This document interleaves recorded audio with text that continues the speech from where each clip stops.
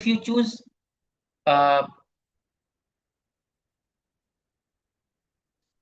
but if you choose to get Krishna's energies, Krishna's power without Krishna, it may bring a great disaster also.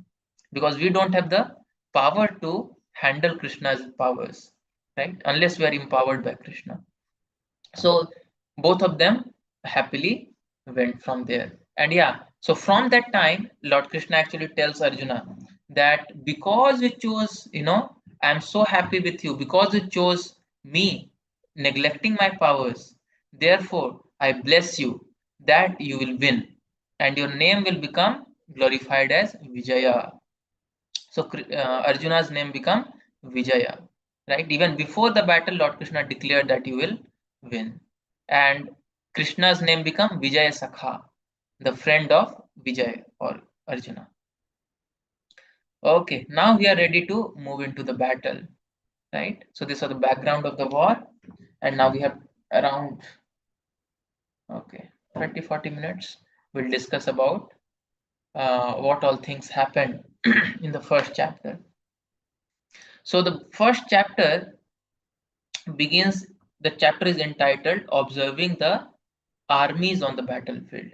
So in the first chapter, you'll see that there is a description of the armies on both sides, the Pandavas and the Kauravas, and there's a comparative, comparison that which army, which all soldiers are there, who are the prominent heroes, and what are the chances of victory on either side, right? And the question is being asked by the first sloka. We'll recite the first sloka, okay? So all of you can recite seeing this. This is Bhagavad Gita 1.1. And this is not spoken by Arjuna or Krishna, but this is an inquiry, a question asked by Dhritarashtra. Now you may ask, sir, Dhritarashtra was blind. How can he fight? So actually Dhritarashtra is not fighting. He is seeing this battle, whole battle, kind of a television, right? But this television uh, is in the heart of Sanjaya, his secretary. So Dhritarashtra's secretary, his personal secretary is Sanjaya. And Sanjaya is narrating all the things which is happening on the battlefield. Now, how Sanjaya is able to see all these things? Because they may be in some palace, isn't it? He's not in the battlefield, he's in the palace. So Sanjaya got a special power, you can say a television power, from his guru Vyasdev. So Vyasdev actually gave him the powers by which he could see what is happening on the battlefield and in his heart, and then he could narrate those things to Dhritarashtra, and Dhritarashtra is hearing, right? So he's seeing, then he is describing it to Dhritarashtra. So this picture clarifies that. Can you see here? This is Sanjaya, and Sanjaya is seeing the battle in his inner vision heart, and then he's describing it to the blind king. So now Dhritarashtra is asking this first question, and this question, tells so many things about mentality of Dhritarashtra. So let us begin. Dhritarashtra uvacha. Please recite. Yeah. Dhritarashtra uvacha. धृतराष्ट्रवाच धर्मक्षेत्रे कुरुक्षेत्रे धर्मक्षेत्रे कुरुक्षेत्रे सम yeah समवेतायुयुत्सवा समवेतायुत्सवः मामकाः पाण्डवश्चैव मामकाः पाण्डवश्चैव किम् अकुर्वत संजय. किम् अकुर्वत Sanjay. Yes. So what is the meaning of this? The meaning is uvacha means said. Dhritarashtra said.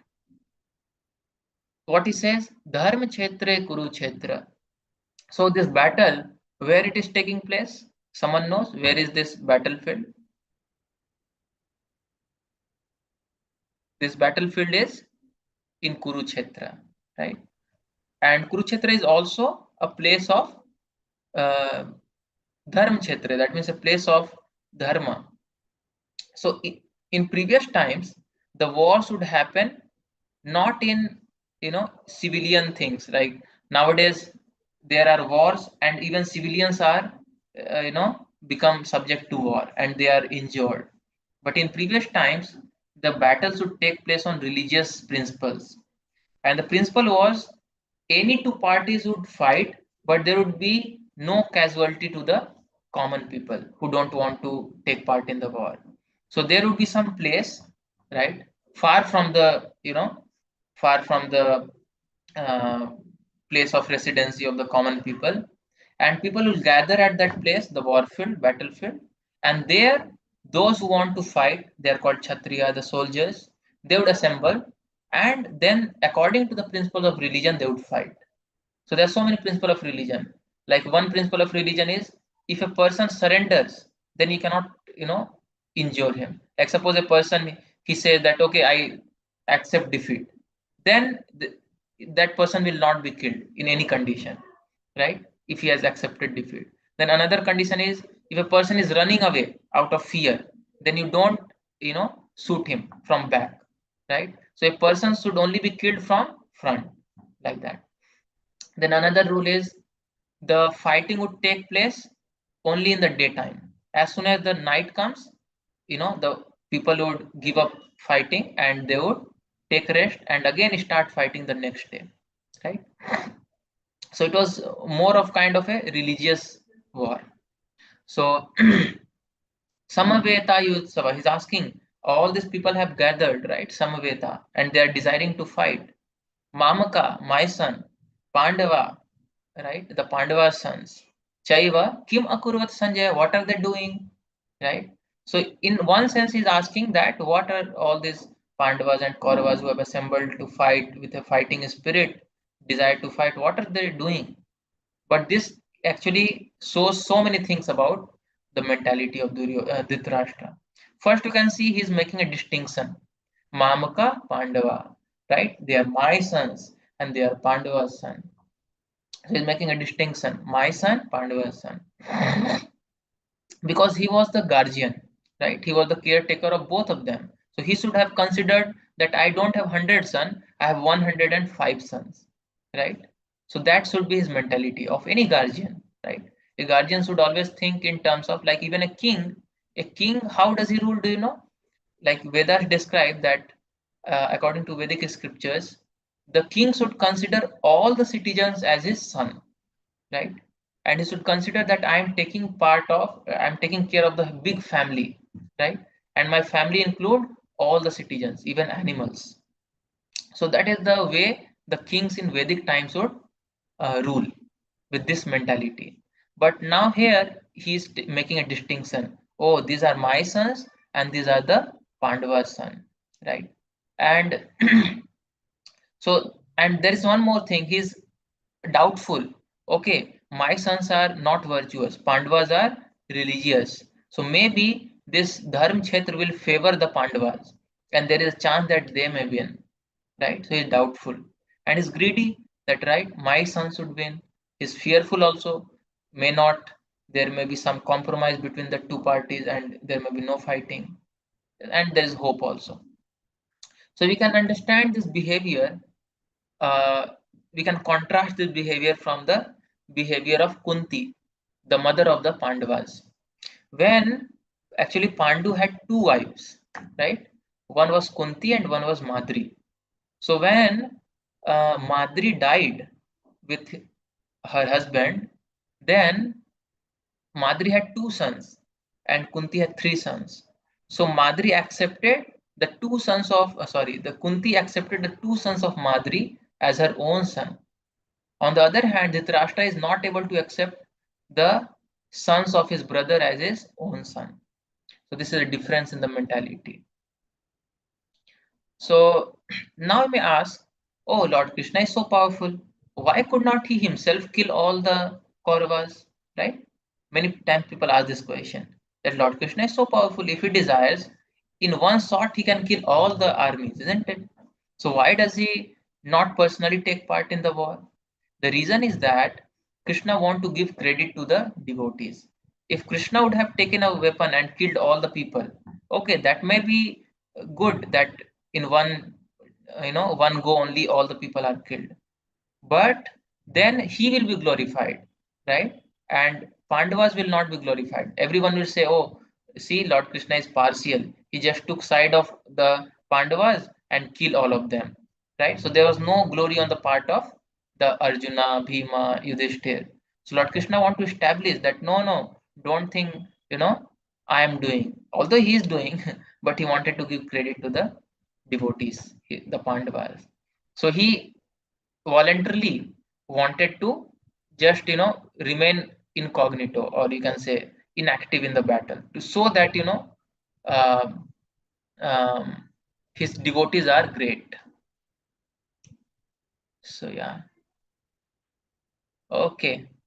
So mm, maybe I'll just give you a brief this thing of this whole thing, and then we'll go for this booklet, what is in the booklet. So Krishna uproots Dhritarashtra's son in the religious field of Kurukshetra. Now, how many of you have seen what I say a field? Have you seen nowadays? I don't know whether you visit the fields or not, but if Yeah, you I've seen. you have seen, yeah. So if you go to a field, you'll see this is like they are putting the rice seeds, like a small sapling. They would put in uh, like rice, for rice you have to have a water clogging area. In such condition rice flourishes. So okay, going not deeper, but if you know the process is that before you prepare the field, like when you put some seed in the field, automatically many weeds will grow. you know like suppose I have a field and I put, suppose, some vegetable, but along with vegetables there are some weeds which will grow, and the weeds will take off all the nutrients that should go to the original plant or the desired plant, and then the growth of the original plant will be stunned. So the farmers, what do? They have to very cautiously pick out the weeds, right? So that uh, the nutrition goes to the actual vegetable. So similarly, Lord Krishna, he assembled all these people. Like when war happens, what happens? There are so many people. Some are good, some are bad, mostly bad. So what Krishna does, that he assembles all these people, and in one shot, in one war, he kills all the unwanted people from the earth, right? And in this way, he establishes dharma. Lord Krishna says the same in Bhagavad Gita, that whenever there is a decline in religion, I descend myself to establish the principles of religion. So Lord Krishna actually wanted this war so that Dhritarashtra's son would all assemble and then they will be killed, and all the other irreligious leaders and kings will also be killed in this war, and then it will be possible to establish dharma, like that. Okay, now we discussed first sloka. Now let us see what happens from the second sloka. Now the second sloka is uh, Duryodhana, the son of Dhritarashtra. He goes to his commander in chief, who is Bhismadev, and he is giving you can say, a brief about comparing both the armies, right? So he tells about who all people are there on the both sides. Pandava's army versus Duryodhana's army. So on Pandava's army, who are the main ones? Bhima is like very powerful man on their part, right? And Duryodhana even fears Bhima because he has taken a vow that I will kill you, right? And then there is Arjuna, Virata, Drupada, Abhimanyu. These are the fighters on Pandava's side. And on Duryodhana's side, who are there? Bhisma, Drona, Karna, Kripa, Aswathama. So if you see, Duryodhana's army appears to be very sophisticated, because just see who are on Duryodhana's side. Bhisma. Bhisma is the grandfather, isn't it? He is the grandfather. And Drona, who is Drona? Dronacharya is the teacher, right? All the Pandavas and Kauravas learned from Dronacharya. So Dronacharya is like, you can say the principal of the school. They are going to fight, but he is the principal of the school. And Karna is also, equally powerful, like Arjuna. Then Kripacharya, Swathama, all of these are very, um, gains. So he's comparing enemies, both sides. And he says, Annecha Bahava Sura. Who is saying this? Duryodhana. Annecha Bahava Sura, Madarthe Takta Jivita, Nana Shastra Praharana, Sarve Yuddha Visarada. Will not recite this sloka. It is not so important. So he's saying that, there are so many others who are ready to give up their lives for me. And uh, they are all very expert in the uh, war. So Bhisma and Bhima, these are the two great personalities on both sides. Now the next part is both the parties now declare the war to begin by blowing their conch shell. Now, just to give you a little background, now you may ask, sir, why in the battlefield should they blow a conch shell, isn't it? So actually, I told you that in previous times war should take place on religious ground. So whenever there is a worship, like in a temple, if you visit a temple, whenever the temple worship is about to begin, like the altar is going to open, before the altar opens, what is there? First they blow the conch shell. And the meaning of blowing the conch shell is that now the Lord is going to appear. So all of you become ready, right? Like in previous times when kings would come at some place, then there would be great pomp and show, right? There would be so many musical instruments being played before the king is coming. And then, you know, all the people will assemble and then the king would come, right? Like a heroic entry. So similarly, in the temples, when the Lord's altar is going to open, then first they will blow the conch shell to signify that the Lord is going to appear and everyone become attentive, right? It's like a alert, alarm. And similarly, the war represents, it is not a war, it represents that it is a dharma yuddha. Dharma yuddha means it is being fought for the pleasure of the Supreme Lord. And because it is a dharma yuddha, so it is kind of a worship. Because in dharma yuddha, the will of the Lord is established, right? Whatever God desires, that is established. So to signify that the war is beginning now, or we are ready for the war, they would first blow the conch shell, and then signifying that now we are ready. Now all the people will start fighting, right? It is like that. So blowing conch shell signifies the declaration of war, or the war is now. We are ready to start the war, like that. So first you'll see all the different parties would. So like Lord Krishna would blow, Arjuna would blow, Yudhishthir Maharaj would blow. So all these things are given, right? Maybe I can show you also from Veda base. All of you want to read Bhagavad Gita, you'll get a copy. And if you want to read online, that you can go to vedabase.io and search for Bhagavad Gita. Okay, so we are on this sloka. Yeah, which sloka we are on? 12 to 19, yeah. Then Bhisma, the great. Okay, can someone read? One of you can read one at a time. Okay. Someone read the 12th one. Sir, can I read? Yes, please read. Then Bhishma, the great valiant grandsire of the Kuru dynasty, the grandfather of the fighters, blew his conch shell very loudly, making a sound like the roar of a lion, giving Duryodhana joy. Yes, so Bhisma blew his counsel first. Then, yes, someone read.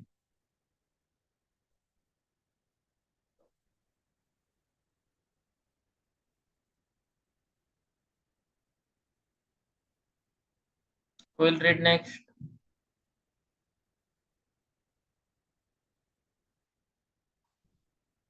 Okay. Okay. So I'll read. After that, the council, drums, bugles, trumpets, and horns were all suddenly sounded, and the combined sound was tumultuous. So then, there were so many other instruments being played, and the combined sound was tumultuous. Then on the other side, Lord Krishna and Arjuna, stationed on a great chariot drawn by white horses, sounded their transcendental counsel. So this is the sloka in which Lord Krishna first appears, in the entry of Lord Krishna. So we'll read this sloka. ततः श्वेतैर्हयैर्युक्ते महति स्यान्दने स्थितौ Madhava पाण्डवश्चैव दिव्यौ शङ्खौ प्रदद्मतु. Would someone like to recite this sloka?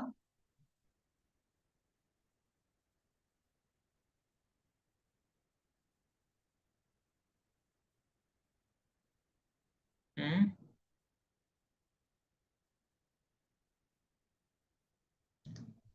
Okay, all right. So then what happens, that all the different parties are doing their counsel, and then one more thing happens which actually is very important. We saw the mood of Arjuna. So Arjuna, when he is very fearful, and you can say he's very doubtful, that how can I fight with my superiors, my elders. So who are elders on the side of the other party? They are Bhisma and Drona. Especially Bhisma and Drona, he considered that they are my worshipable, right? Like, suppose you have to fight with your uh, some region, you have to fight with someone who you respect very much. Will it be very easy? Certainly not, isn't it? It will be so difficult because they have loved you, they have cared for you, they have helped you, and you are put in such a condition that you have to fight with them. It will not be so easy, right?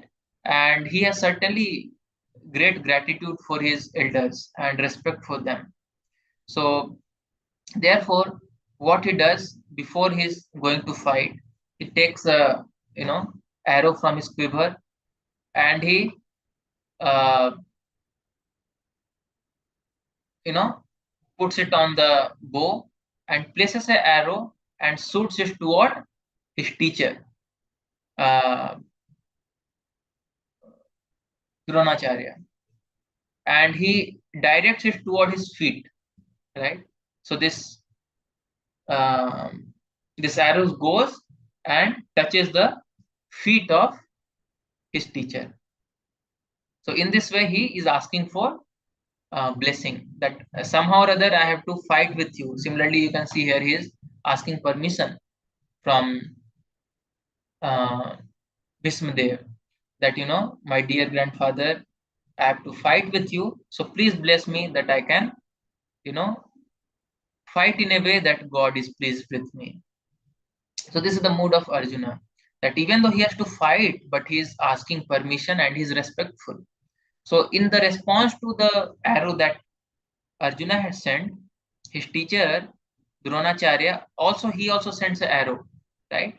And he directs this arrow toward the head of Arjuna, and this arrow goes and touches the head, you know, and blesses Arjuna, that may you be victorious, like that. So with this mood, Arjuna starts, and then yeah, this is the sloka in which Lord Krishna first appears. So we'll recite this sloka. You can also recite after me.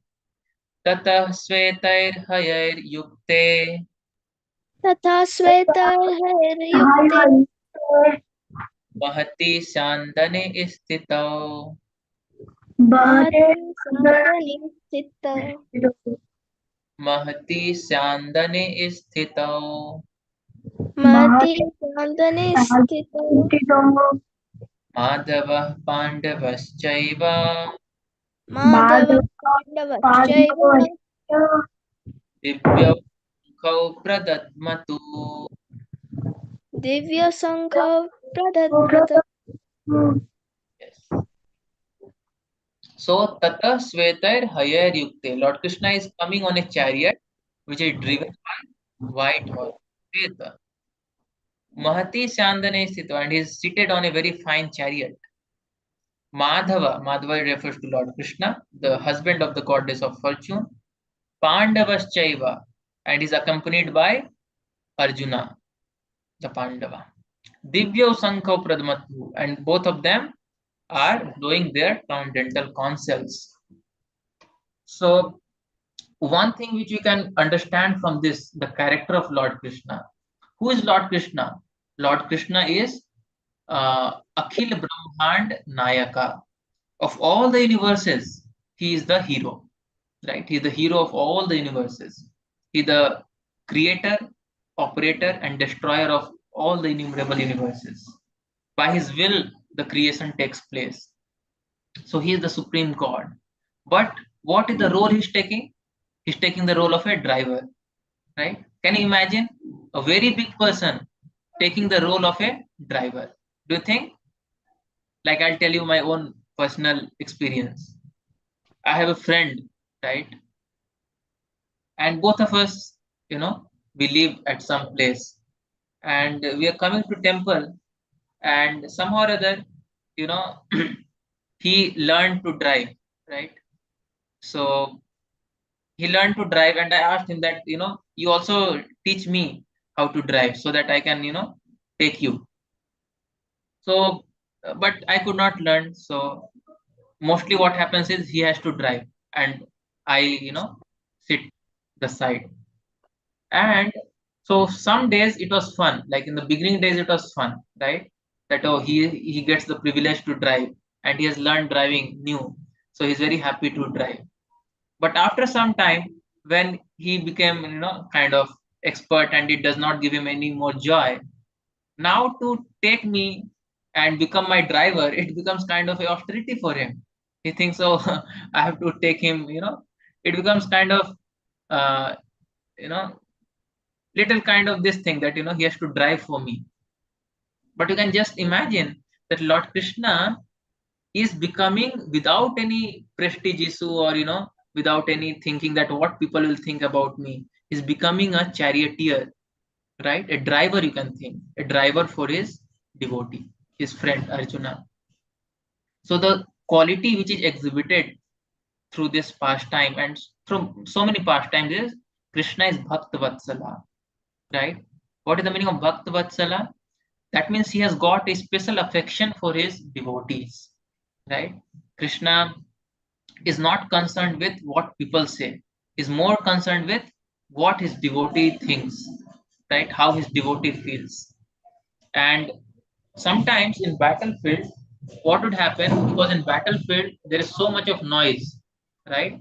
You cannot understand what, you cannot hear actually, because there's so much of, horses, and the fighting clubs are colliding, and like that, so much noise. So therefore Arjuna would not be able to tell Krishna that, please take right or take left.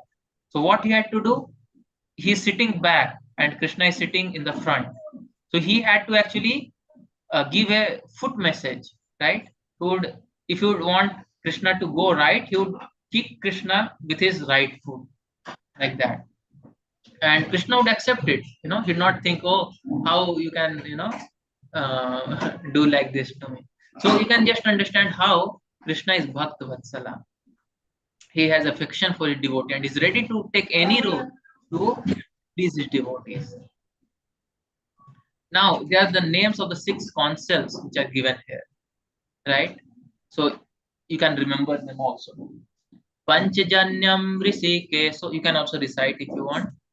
Panchajanyam Rishikeso, Panchajanyam Rishikesha Eva Dattam Dhananjaya, Eva Dattam Dhananjaya Poundram Dadmau Mahasankham, Om Ram Tat Mahasankam Bhima Karma Vrikodara, Ema Karma Vikodana Ananta Vijayam Raja, Anantam Vijaya Raja Kunti Putro Yudhishthira, Kunti Pushlo Yudhishthira Nakula Sahadevascha, Nakula Sahadevasya Sughosa Manipuspakau. So the constell's name you can see in the yellow, and who it belongs to, that is also given. Panchjanya is the name of Krishna's concept. Rishikesh is another name for Lord Krishna, right? Rishikesh, that means the controller of senses. So Lord Krishna's concept, what is the name? You can remember Panchjanyam. Okay, it may come in exam also, so you should remember. Devadattam Dhananjaya. Who is Dhananjaya? Can you say? Arjuna. Arjun. Yeah. So Arjuna's name is Dhananjaya, and his name of his counsel is Devadatta. Poundram Dadmau Mahasankham, right? Bhima Karma Vrikodaraha. Now, Poundram is the name of whose counsel? Can you tell? Sir Bhim. Yeah, Bhim. Mahasankham. He is such a big man, na? So he needs a big counsel. And the sound of this counsel is very huge. Then Anant Vijayam Raja, Kunti Putra Yudhishthira, whose counsel is Anant Vijaya? Yudhishthira. Yeah, Yudhishthira. He's the king, addressed as king. Nakula Sahadevascha Sugos Mani Puspakau. Now, Sugos and Manu Puspak, these are the two different concepts. Whom does they belong to? Sugos belongs Nakul and Sahadev. Yeah, Sugos belongs to Nakul, and Mani Puspak belongs to Mani Puspak belongs to Sahadeva. So these are the different concepts they blew. And by the blowing of this conch shell, it is mentioned that the heart of the Kurus were shattered, right? The heart of the Kurus were shattered.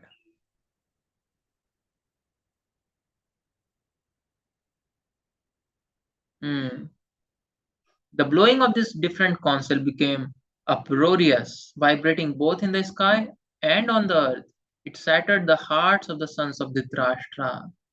So the blowing of this conch shell, shattered their heart. Can you tell anything which comes to your mind by hearing this? Why their hearts were shattered? Hmm? Anything which comes to your mind? Why do you think their hearts were shattered?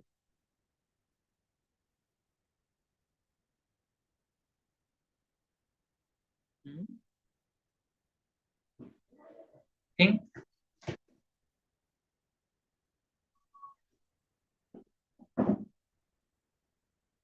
you can tell anything, guess anything. Sir, maybe the sounds of these conch shells was so loud that in front of this sound, it was nothing, no sound. In front of this, it was nothing of the sound which Duryodhana's side made. And it made them scared. Not so much. Okay, any other thing you would like to share? Why they were getting shattered? The reason is like this. Suppose when the police siren goes, you know, I don't know how to make sound for police siren, Suppose the police siren goes and you hear this siren and all the people hear this siren. Now, who will be happy and who will be sad? People who are pious, people who are, follow the rules and regulation of the state. They will be feeling very safe, isn't it? Now police has come. We have nothing to fear, isn't it? But those who are like, criminals, what they will feel by hearing the same siren? They'll feel scared. They'll feel shattered. Oh, now they're going to come and catch us. Right? Now we'll be exposed, we'll put behind the bars. So the same sound is there, isn't it? But it is creating different effect in the heart of different people. Similarly, this sound represents the sound of dharma. So when Lord Krishna and all the, Pandavas, they blew their conch shell, all the pious people, they were very happy. But those who are impious, now they're feeling, oh, now, you know, dharma is going to be established and we are going to be killed. So that is why their hearts are shattered. Okay. Now we come to the next part. Arjuna observes the armies. And what is the feeling Arjuna gets? He gets emotional, he gets confused, and there are mix of emotion that we'll discuss, right? So there are various signs of victory in the favor of Pandavas. Like this is one of them, that the blowing of conch shell is, bringing the bringing out their glory and the sign of their victory. Similarly, Lord Krishna is on their side. That is also another sign of victory, right? Another sign of victory is that Bhagavad mentions that on the flag of Arjuna, like the chariot, on the top of the chariot of Arjuna, there was a flag and which bore the mark of Lord Hanuman, right? Atha vyavasthitan drishtva धृतराष्ट्रान् कपिध्वजा प्रवृत्ते शास्त्र संपाते धनुरुद्यम पांडव ऋषिकेशं तदा वाक्यम idam aha mahipate. So it is another sign of victory that on the flag of Arjuna there was presence of Hanumanji. We all of us know that how Hanumanji played a very important role in the, you can see here, Hanumanji played a very important role in the war against Ravana, isn't it? In the previous yuga. So this is Treta Yuga, and before Treta Yuga there was, sorry, this is Dwapar Yuga in which Mahabharata took place. Before that there was Treta Yuga in which Lord Ram actually fought war with Ravana. And in that war, Hanumanji played a very vital role. So Hanumanji also present here, to assist and encourage Arjuna. So this is another sign of victory. Now we'll see how Arjuna uh, responds after seeing the arrangements on the battlefield and what are the emotions going on in his head. So let us see this sloka. Arjuna Uvacha. This is the 21st sloka.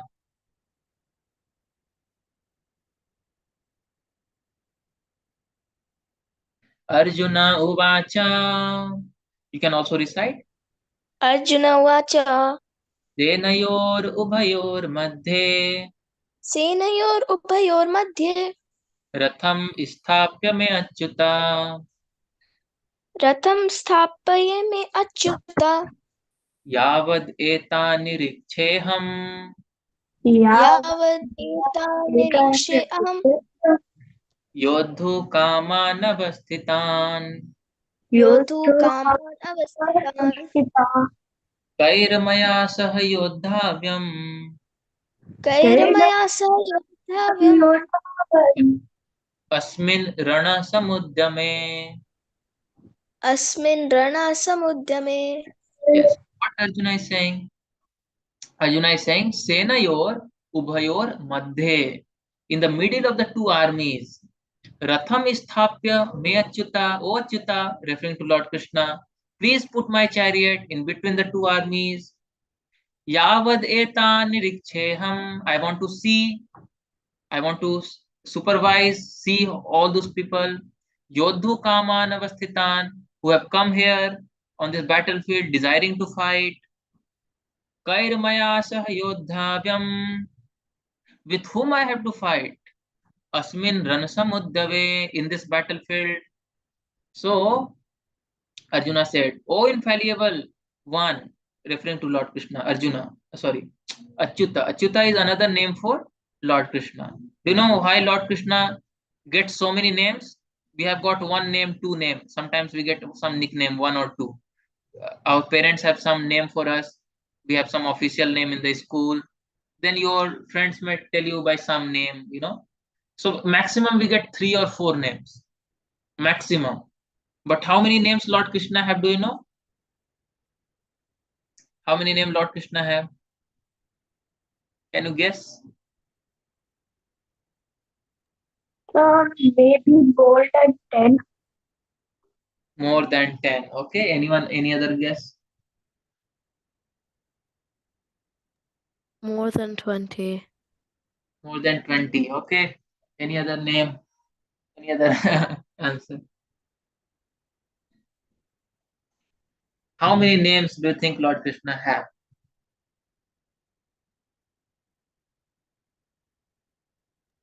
20 to 30. 20 to 30. Increased it. Okay. Any other this thing? Yes, everyone, please guess. I got Sir, two. Yes, maybe 108. 108. Okay, good. Any other guess? One more answer. Who is remaining?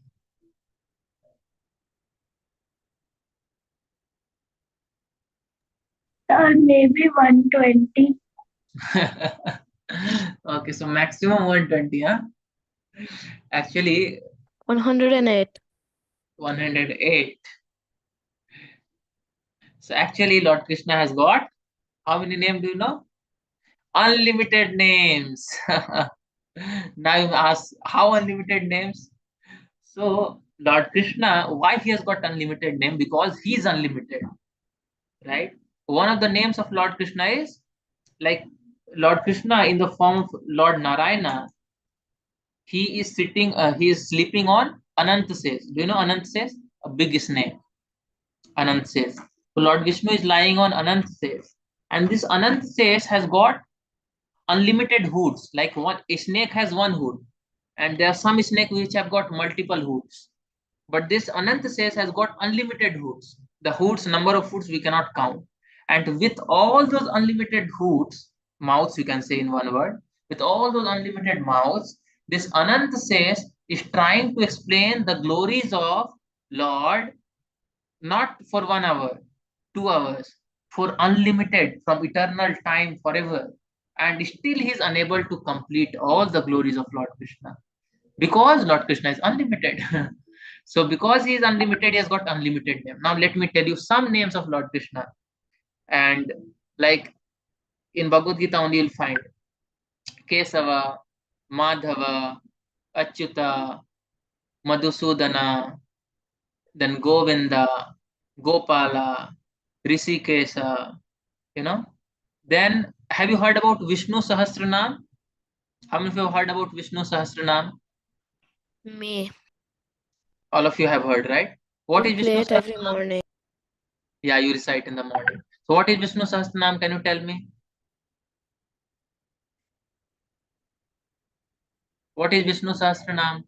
Names of Vishnu. Yeah, these are the 1,000 names of Vishnu, right? And if you see all of them, if you see all of them, they all refers to the different qualities. Because how Lord Krishna gives name is through his qualities. Like he becomes the son of Yasoda, Mother Yasoda. Then he's named as Yasoda Nandan. Then he's Devaki Nandan. Then because he becomes friend of Krishna, so he's called Arjuna Sakha, right? Then he's become the charioteer of Arjuna, so he's called Partha Sarthi, right? Partha Sarthi. Then he is very attractive, so his name is Krishna. That is the original name. Then because he's very attractive, he even attracts the Cupid, so he's called Madan Mohan, right? He gives pleasure to the cows, so he's called Govinda. He takes care of the cows, he's called Gopala. Then, like that, he's called Giridhari because he lifts up Govardhan hill, right? And can you just think of any other names of Lord like that? Sir, why is he also called Ranchod? Ranchor because he left the battlefield for his devotee, right? If someone challenges you, what would you do if you are capable of defeating that person? You would prove him that you dare challenge me, I'll kill you, right? And Lord Krishna would also do that, and he did that for 17 times. He defeated there was one king Jarasandha. He defeated him 17 times, but 18th time when you know when he was challenged, and he also wanted to kill him, but at that time there was another urgent duty, and that was call of his devotee. So to respond to the call of his devotee, he left the battlefield, right? And therefore he became famous as Ranchhod. So what is glorified here? Not that he left the battlefield, he was a coward, right? Not a coward, but he left the battlefield, although he was able to defeat him for the devotee, right? Just like a mother may sometime give up some other duties to take care of the child, and that is not a lacking on the part of mother, but it is a glorification. She loves the child so much that she is ready to give up the other businesses, like that. We can see some of this thing. I'll just show you this Vishnu Sahasranam, all the different names. Santakaram Bhujagasayanam Padmanabha Samam.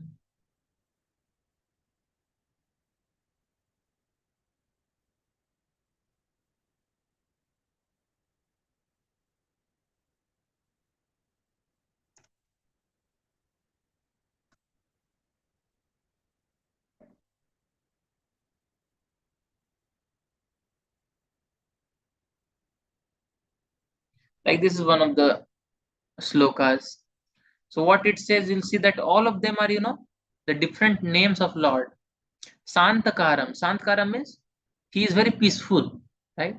Have you seen the picture or the deity of Lord? You'll see it does not appear he's in some hurry or he's in some anxiety. Have you seen? He is so peaceful, isn't it? And anyone who sees the Lord, he also becomes peaceful, happy. Santakaram. Bhujagasayanam. Bhujagasayanam, why? Because he is resting on Ananta, the serpent bed. So Bhujagasayanam, he's sleeping on a snake. Can we sleep on a snake? No. We'll be so fearful. Even if there is a snake in the room, we come to know. So Padmanabha, one of the name of Lord is Padmanabh. Padmanabh, why? Because his navel comes in lotus, on which Lord Brahma is born.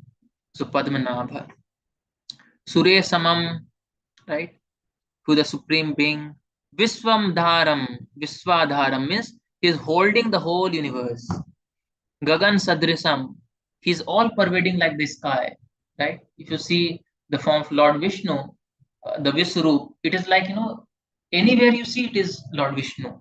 So he is like Gagan Sadrisam. The sky never ends. So like that, he is all pervading. Meghavarnam, Meghavarnam is he has the color of a cloud, just like you see in this picture. Arjuna and other people, you can see what is their color and what is Krishna's color. Krishna's color is like dark blue, just like the sky. So therefore, uh, uh, he's called Meghavarnam. Subhangamam, right? He's all auspicious. Lakshmi Kantam, he's the husband of goddess of fortune. Kamalanayanam, his eyes are like lotus. Yogi Bhir Dhyan Gamyam, the yogis see him in the meditation. Vande Vishnum Bhav Bhai Haranam, right? He is the one who takes away all the fear of the worldly existence. Sarva Lokaikanatham, he is the Lord of all the lokas, Sarva Lok, all the different planets, all the different universes. Aikanatham, he is the only one Lord, right? So like that, you'll see the innumerable, unlimited names of Lord. So, and one of the names here which is given here is Achyuta. And the meaning of the word Achyuta is one who never falls from his position. Like there's never a competition who will become God. Lord Krishna is always God eternally. So therefore it's called Achyuta, one who never leaves his position, who never falls back from his position. And he says, please take the chariot in midst of two armies. So he's requesting Lord Krishna, and Lord Krishna does so. He puts the chariot in between the two armies you can see in this picture. And then he says, behold, Partha, all the Kurus assembled here. And he puts it in such a strategic way that Arjuna is able to see all his teachers and, Bhisma Dev and uh, Dronacharya and all the other respectable seniors. And actually, Arjuna is trying to say that, my lord, he's addressing here as Madhava, that you are the husband of goddess of fortune, right? So you bring fortune to others. But why you are engaging me in this war? Right? This war appears that I will have to kill so many people. So that is in the mind of, subtly it is going on in mind of Arjuna. And Lord Krishna, he understand the feeling, right? But we should understand that wherever Lord Krishna is present, there can be no inauspiciousness. Although it may appear to be that the condition is inauspicious, but where Lord Krishna is, there cannot be no any inauspiciousness. So what does Arjuna sees? Arjuna sees all these relatives. Like in the rank of his father is Bhurisrava, grandfather Bhisma, Somdatta, teachers like Dronacharya, Kripacharya, uncles like Salya, Sakuni, brothers like Duryodhana, Vikarna, and other Kauravas, sons like, or the level of the sons like Lakshmana, Kumaras, and others, grandsons like sons of Lakshmana, friends like Aswathama, father-in-law like Drupad, well-wishers like Kritvarma. He sees all these people and he's getting, he's feeling the emotional turmoil. Will I have to kill all these people whom I love so much, whom I respect so much, and my life is centered around making them happy? And now I'm in a condition that I am going to kill them. And he's getting into so much of emotional turmoil that, yeah. So here's the question: is killing bad? And that I put for you as homework. You can think, is killing bad or not? And if yes, in which condition? If no, in which conditions? So, and after this, going through this turmoil and bewilderment and confusion and the array of emotions, Arjuna gives different reasons to Lord Krishna that, oh my dear Lord, I am unable to fight. And he puts his bow on one side and, sits down on the chariot and he decides that I will not fight. So he gives various reasons. I think the time is up for us now. So I'll not extend further. Yeah. But the lesson we can understand is, just like he had so many emotional turmoil, but what did he do? The best thing that Arjuna did is, in this condition, he took shelter of Krishna. And by taking shelter of Krishna, he got free of all confusion. The answer, right? The Bhagavad Gita is spoken to clear the confusion of Arjuna. And similarly, we can also become clear of all confusion and all the bewilderment, all the different anxieties, fears, and apprehensions by taking shelter of the words of Lord Krishna, the Bhagavad Gita. So we'll continue our discussion and we'll learn so many different values from Bhagavad Gita in the coming classes. So thank you very much for joining today. What you can do as a homework is, first remember this first sloka of Bhagavad Gita and remember this sloka. Tata Svetar 14. So 1 and 14. These are the two slokas that you should remember. The names of the 6 consuls, right? There's some of the things you can remember. Okay. So thank you very much for joining today. Ansu sir, do you have something to say? Like to say something? No, sir. Actually, there's another homework actually we wanted to give for about Srila Prabhupada. Okay. So I was thinking if we can discuss a little bit about Okay. Srila Prabhupada. So what is the homework you generally give? So I was thinking we had discussed in the first session about the life events of Srila Prabhupada, how he basically a poster presentation on that. Okay. So So I just you think, can introduce. Yeah. okay, I think only Dhruvi is remaining. Others have joined, left. So maybe in the beginning of the next class, we'll introduce. Okay, no problem. Okay. Yes, Prabhu. Okay. Thank you very much for joining today. Hare Krishna. Hare Krishna, sir.